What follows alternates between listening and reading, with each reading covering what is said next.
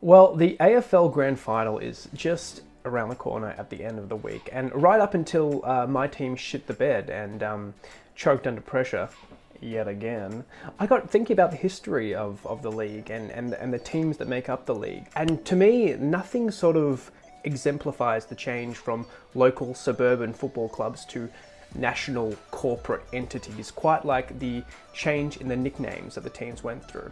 So I thought today we could look at the AFL teams and the history of the nicknames they had, and why they changed, and whether or not they changed for the better or not. We're the pride of South Australia, and we're known as the Adelaide Crows. So Adelaide joined the league for the first season in 1991, but they weren't a pre-existing team in South Australia prior to that. They were formed for the Australian Football League, which means they didn't have a pre-existing sort of club culture to fall back on. Crows is a pretty safe bet. South Australians have an informal nickname of Crow Eaters, apparently because early settlers in South Australia would live off crow breast meat when there wasn't fresh red meat available. So Crow Eaters, they became the Adelaide Crows. We are the pride of Brisbane town, we wear maroon, blue and gold. So unlike Adelaide, which was formed for the Australian Football League, the Brisbane Lions were created as a merger between the Fitzroy Lions and the Brisbane Bears. They got to keep Brisbane's location and Fitzroy's mascot, the Lions. Looking at those individual teams, Bears were chosen for the Brisbane Bears because the bear was the state faunal symbol of Queensland, even though koalas aren't actually bears, they're marsupials. But Fitzroy Lions have a longer history. They were originally called the Maroons because of their jersey colours, or the Redders, again because of their jersey colours. They became the Fitzroy Gorillas sometime in the 1930s, presumably because they wanted a more aggressive mascot, and also there's blue on their jerseys as well. Maybe it reminded people of gorillas. Gorillas are distinctly un-Australian, and even though lions aren't any more Australian than gorillas, there's something so inappropriate about a gorilla being a mascot for an Australian football team, for whatever reason. To quote the club's website, in 1957, Fitzroy disregarded the gorilla mascot, which had become the subject of some ridicule from opposition supporters, and adopted the now familiar lion mascot to reflect the never say die spirit of the club, and also to provide a more aggressive and noble image. But you can actually still find some merch of the Fitzroy Gorillas. It's just such a weird name. We are the Navy Blues, we are the old dark Navy Blues. So Carlton have almost exclusively been the Blues for the whole history, except prior to their adoption of the navy blue colour in 1871. Prior to this, they were sometimes known as the Butchers. I don't know why. At varying times before the Second World War, there were also attempts to give them a more specific nickname. They were called the Brewers because of Carlton United Brewery. They were called the Bulldogs for whatever reason. And they were called the Cockatoos, which was named after an unofficial mascot of Carlton called Cocky Ma, which was a cockatoo that cheered Carlton on from the grandstands, which is a fantastic bit of football folklore. But none of these stuck for whatever reasons. Carlton just wanted to be called the Blues, and they've been the Blues, which does cause some headaches for merchandisers. Like, their official mascot is just a guy in a blue jumpsuit. Good old Collingwood forever, we know how to play the game. So like the Blues, Collingwood have almost exclusively been the Magpies forever. That's the most common nickname. They were originally called the Flatties or the Flatites in the very, very early days of their history in the late 19th century, because Collingwood, the suburb, was really, really flat. So that's how we got Collingwood Flatites. But magpie comes, usually it's because they say there were a lot of magpie nests around where Collingwood trained at Victoria Park, or possibly they were inspired by a certain South Australian football club that we will get to in due time. But it's almost exclusive to the Magpies, and still is. See the Bombers fly up, up to win the premiership flag. So the Essendon Bombers, that nickname originated in the Second World War because of the team's proximity to the Essendon airfields. Originally, when they first started in the late 1800s, they were known as the Essendon Samoulds. This is because Essendon wanted to train at Essendon, but the cricket club there refused them access to the grounds, so they had to play in East Melbourne instead. And so the supporters had this song about how they were the same old Essendon even though they weren't playing in Essendon. And that led to the nickname of the Same Olds. Now, for whatever reason, maybe because they eventually started training in Essendon, as Essendon Football Club probably should, they were called the Sash Wearers or the Dons from the 1920s. There was also a nickname that involved bloodstained and a racial slur that doesn't bear repeating. We've come a long way in football. Well, we've come some way. And the Dons is still sometimes used today. The mascot, rather than being an anthropomorphic bombing plane, is a mosquito that wears like a pilot's goggles and scarf, which is a reference both to him as a pilot of a bomber, but also the legendary premiership team of the 1920s was called the Mosquito Fleet.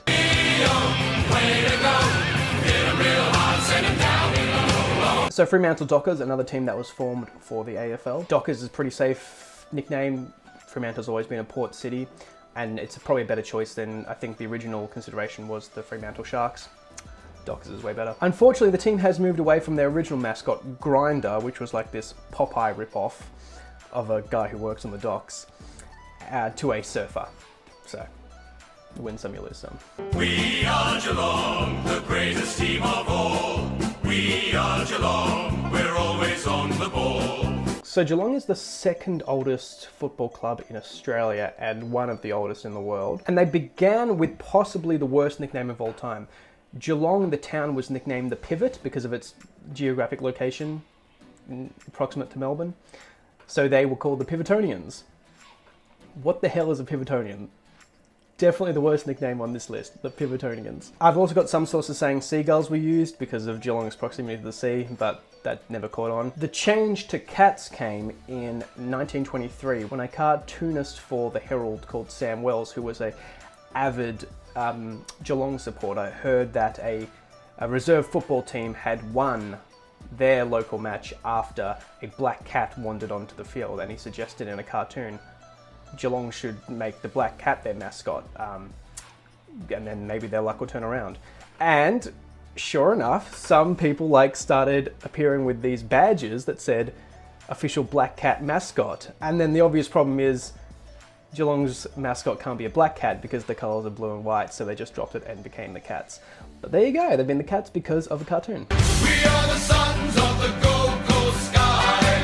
We are one in the red, gold and blue. Second newest team in the league, they're called the Suns because it's sunny on the Gold Coast. Although there was originally a lot of community support for the nicknames the Marlins and the Stingrays. But their mascot is a lifeguard rather than a more scientifically accurate ball of hydrogen gas.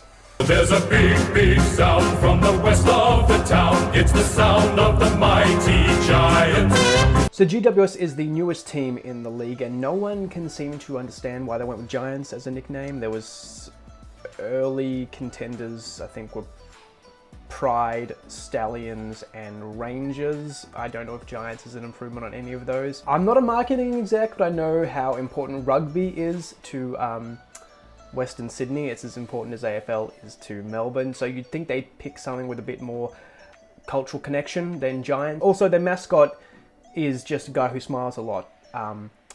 But because he's the same size as the other mascots, he's actually not a giant. Actually, because he's technically the same size as the Magpie, he could actually be incredibly small. We're a happy team at Hawthorn. We're the mighty fighting Hawks. So you'd think the alliteration of Hawthorn Hawks would just make it the natural choice. But originally their colour scheme led them to the nicknames the Mustard Pots and the Mayblooms, which is a type of flower that grows in Hawthorn that has similar colours. Terrible names. Terrible names. But you can actually still see Mayblooms on, I think, one official piece of Hawthorn merchandise from the 1930s. So that's exciting. Relatively. When Roy Cazaly took over as coach in 1942, his daughter actually suggested that they change their name to the Hawthorn Hawks as a more aggressive symbol. That's the folklore. I don't know, but they've been Hawks ever since. It's a grand old flag, it's a high-flying flag, it's the emblem for me and for you. So Melbourne Football Club is the oldest team in Australia and one of the oldest in the world. I think it's the third oldest football club in existence. So in the mid to late 19th century, they were called the Invincible Whites because they had an all-white uniform.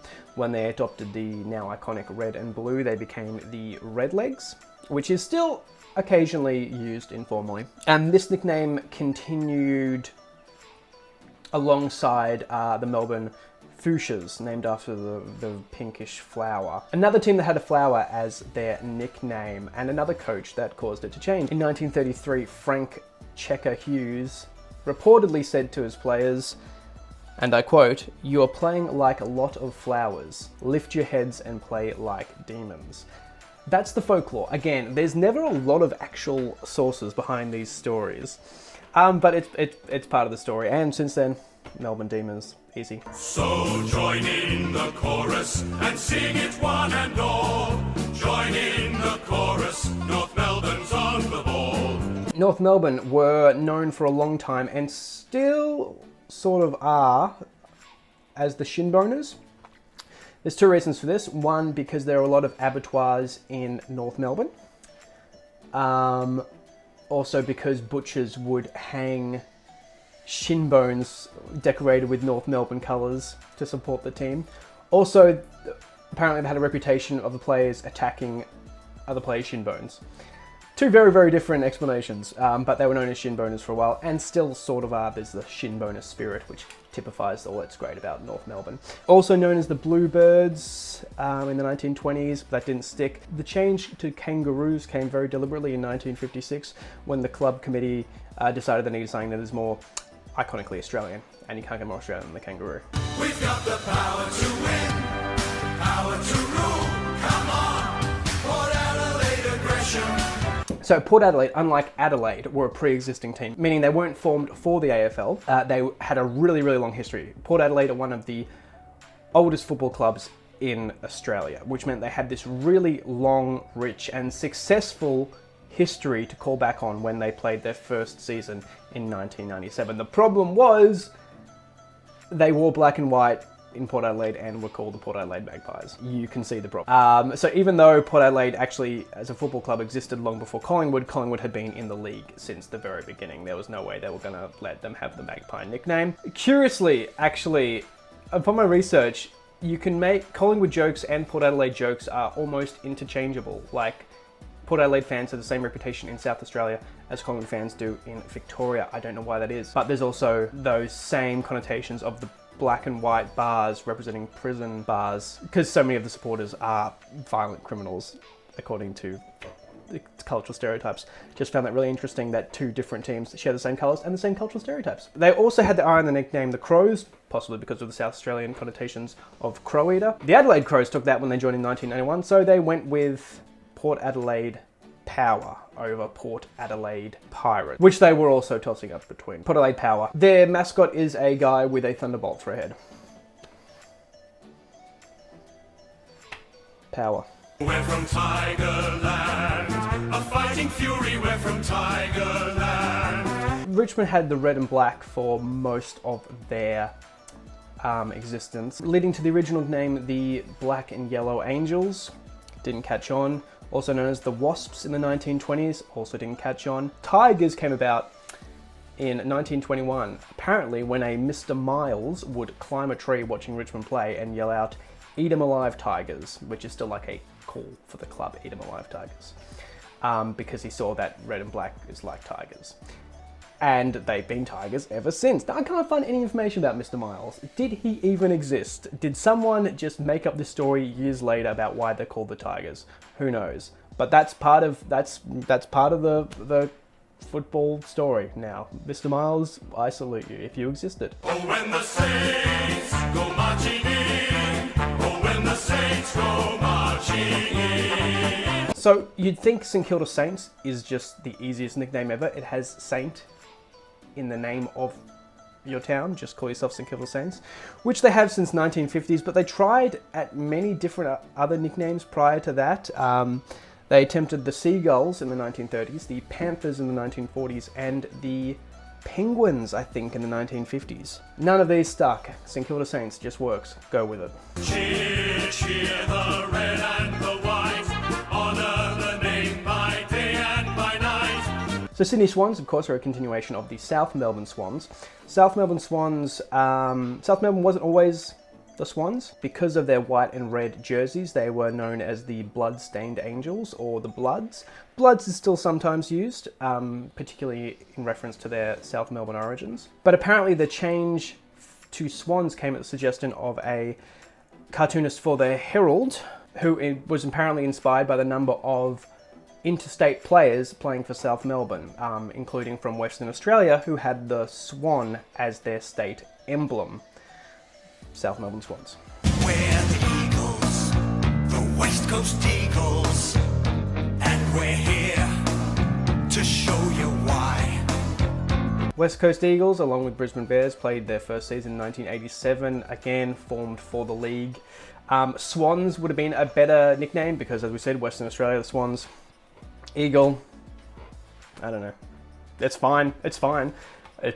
Sons of the West, red, white, and blue. So Western Bulldogs were formerly the Footscray Bulldogs. Originally started off as the Footscray Tricolours because they had the red, white, and blue, the famous tricolours of both the French and the British flag.